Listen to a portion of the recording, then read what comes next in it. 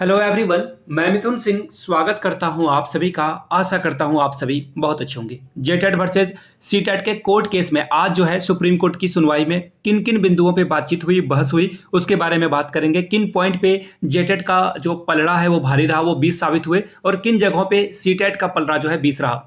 आज की सुनवाई में देखो, मैं आज के पूरे सुनवाई को अगर मैं समझाने की कोशिश करूं तो देखिए, ये टेस्ट मैच है, या फिर आप ऐसा समझ लो कि टेस्ट मैच में एक सेशन कोई अगर अच्छा खेल लेता है तो जरूरी नहीं कि वो पूरा टेस्ट मैच ही जीत जाए। सेम अगर आप टेस्ट मैच आप क्रिकेट देखना पसंद नहीं करते हो तो आपको मैं एक और एग्जांपल देता हूं। सपोज कर लो आप क्लास 10th में हो और आपके लिए 5 सब्जेक्ट हैं। अगर आप मैथ में 100 में 100 कर लेते हो और अदर वाले सब्जेक्ट्स में अगर आप कम स्कोर करते हो तो आप क्लास के टॉपर या डिस्ट्रिक्ट टॉपर नहीं बन पाओगे, स्टेट टॉपर नहीं बन पाओगे। आपको सभी सब्जेक्ट को लेकर चलना होगा, तब आप टॉप करोगे। ठीक है, तो ये हुई है। किसी भी तरह से गलतफहमी में ना रहें, कौन हार रहा है कौन जीत रहा है।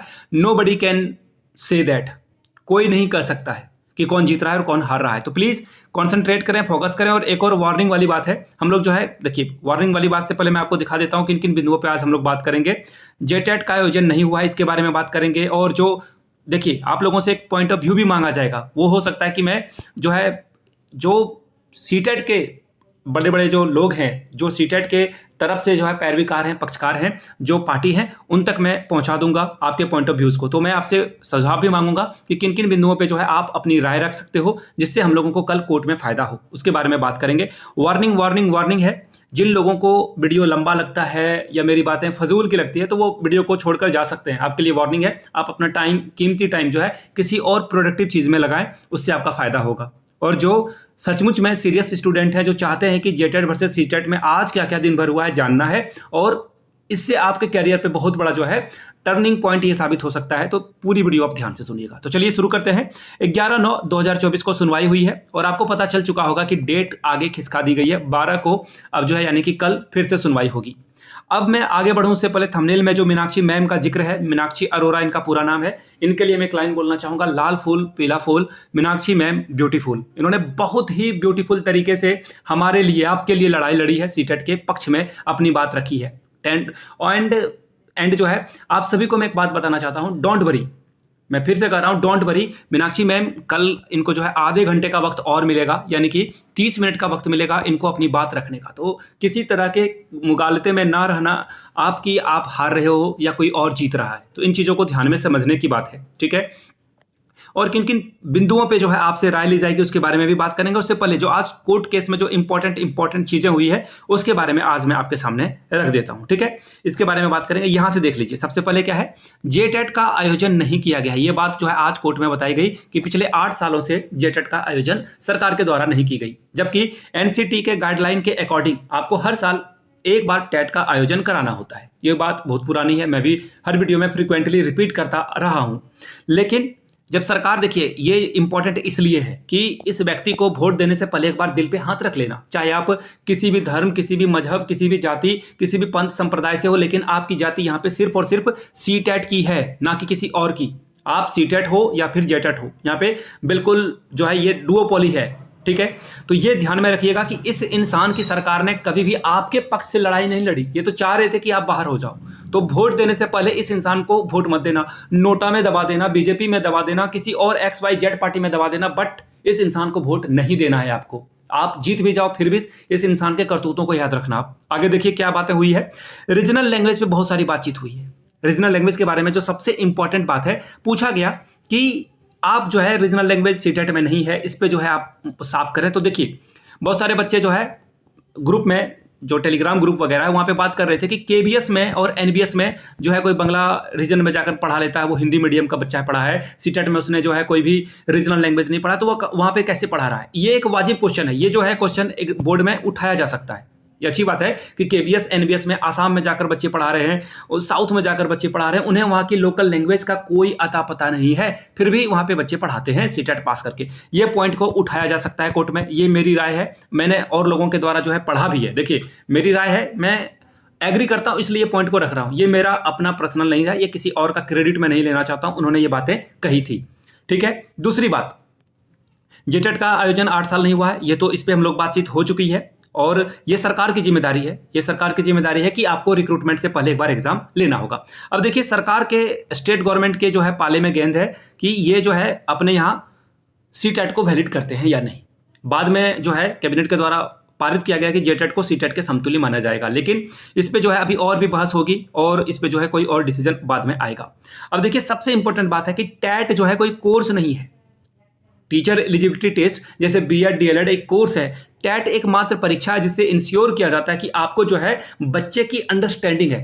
टैट परीक्षा का सबसे इंपॉर्टेंट जो अगर मैं पूरा निचोड़ बताऊं तो यही है कि टैट जो है आपको बताता है कि आप कितना तेज हो बच्चों के अंडरस्टैंडिंग को समझने में।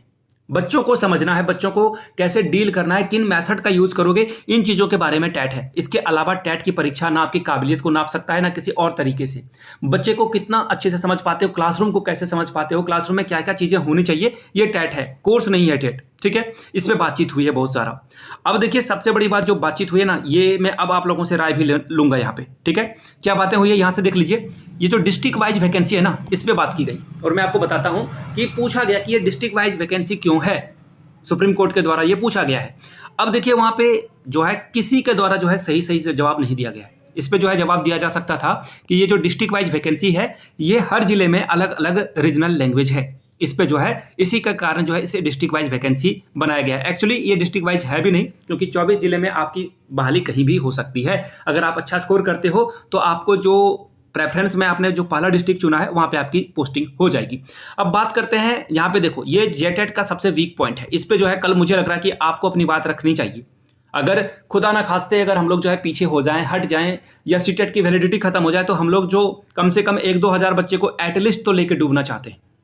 अगर वो बोलते हैं ना हम तो डूबेंगे सनम तुम्हें भी ले डूबेंगे, तो अंगिका और मगही से जिन बच्चों ने जेटेट की परीक्षा पास की है वो तो सहायक आचार्य में एलिजिबल ही नहीं है, क्योंकि झारखंड में अंगिका और मगही को रीजनल लैंग्वेज के तौर पर मान्यता नहीं प्राप्त है। तो ऐसे में जेटेट के जितने भी बच्चे हैं जिन्होंने अंगिका और मगही से पास आउट बच्चे हैं, इनके ऊपर भी क्वेश्चन मार्क लगाया जाए, सुप्रीम कोर्ट में ये बात रखी जाए। और आगे देखिए यहाँ पे देखिए पूछा गया what is the meaning of state TET. देखिए एक्चुअली हाई कोर्ट का जो डिसीजन था उसमें एक बात कही गई थी कि नेबरिंग स्टेट से अगर कोई टेट पास है तो भी वो एग्जाम में क्वालिफाई हो सकता है। जैसे कि इसका रीजन क्या है वो मैं आपको बताता हूँ। एक्चुअली पूछा गया था कि ये नेबरिंग स्टेट का मतलब आप समझाइए। सुप्रीम कोर्ट में ये पूछा गया था सवाल, तो वकील साहब ने जवाब दिया कि नेबरिंग स्टेट का मतलब है कि जो 5 अलग अलग स्टेट से झारखंड बॉर्डर शेयर करता है, उन स्टेट से अगर कोई पास आउट है तो वहाँ पे पूछा गया कि ठीक है अगर कोई उड़िया टेट पास कर लेता है, उड़िया जो है झारखंड की भाषा कैसे हो सकती है, तो इस पे जो है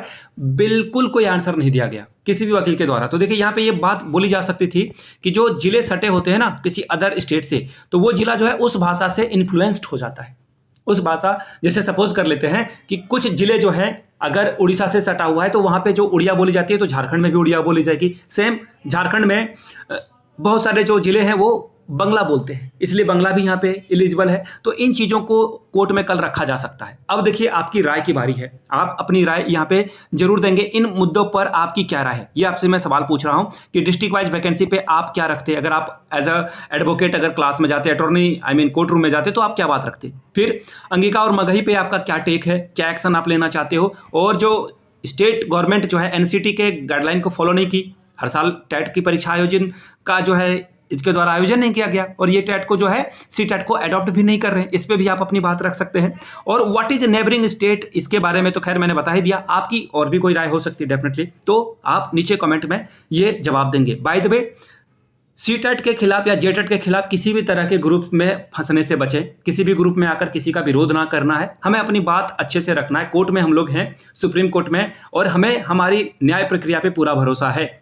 बाबा साहब भीमराव अंबेडकर के द्वारा जो संविधान लिखा गया है उस संविधान के अकॉर्डिंग हम लोग चलेंगे और उसी संविधान के अकॉर्डिंग अपने हक को प्राप्त करेंगे। सरकार ने, ये जो हेमंत सोरेन की सरकार है, इन्होंने हमारे खिलाफ जो है षड्यंत्र रचा है। अब बोलोगे कि आप बीजेपी के एजेंट हो, बहुत सारे जो मैं खास करके मैं किसी समुदाय का नाम नहीं लूंगा, लेकिन उस समुदाय के बहुत सारे व्यक्ति ना नीचे कमेंट करते हैं कि आप जो है हेमंत सोरेन के जो है विरोध में हो और बीजेपी के एजेंट हो। अब बताओ मुझे, मैं कोई गलत बात बता रहा हूं क्या? हेमंत सोरेन की सरकार अगर हमारे पक्ष में रहती तो फिर ये जो दलील हो रही है ना कोर्ट में, तो ये बोल देते कि हाँ ठीक है हम लोग जो है सी टेट को अडॉप्ट कर लेंगे। ये तो हमारे विरोध में बात कर रहे हैं, तो हम लोग इनके विरोध में क्यों ना बात करें। हाई कोर्ट में जब मसला चल रहा था तो ये जो है हर हाल में चाह रहे थे कि सी टेट वैलिड ना हो। तो बताइए सी टेट अगर वैलिड नहीं होगा तो हम लोग कहाँ जाएंगे। आप 8 साल से झारखंड टेट की परीक्षा भी नहीं लेते हो और नए जेटेट की परीक्षा अगर आप ले भी रहे हो तो उसमें सिलेबस को इस तरह से बनाए हो कि 10 IAS मिलकर भी इस एग्जाम को क्वालिफाई ना कर पाए।